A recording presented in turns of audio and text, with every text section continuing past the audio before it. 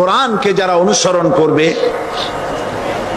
তাদের সম্পর্কে আল্লাহ পাক বলেছেন, ফামান তাবিআ হুদায়া ফালা খাউফুন আলাইহিম ওয়ালা হুম ইয়াহজানুন।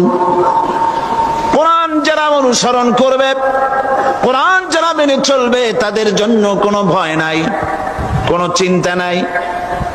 কোরআনের আইন যারা মানবে, কোরআনের শাসন যারা মানবে, তাদের জন্য কোনো ভয় নাই, চিন্তা নাই।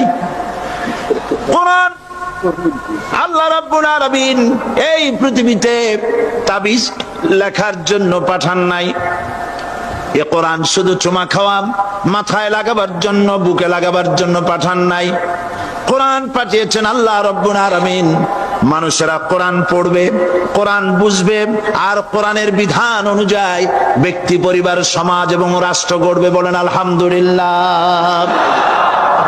এই জন্য কোরআন নাজিল হয়েছে। রাসূল করিম সাল্লাল্লাহু আলাইহি সাল্লাম কোরআনে কারীম দিয়ে একটি সমাজ বিপ্লব করেছিলেন। কোরআন নাজিল এর উদ্দেশ্য আর রাসূল পাঠাবার উদ্দেশ্য সম্পর্কে আল্লাহ পাক বলছেন, হুয়াল্লাযী আরসালা রাসূলাহু বিল হুদা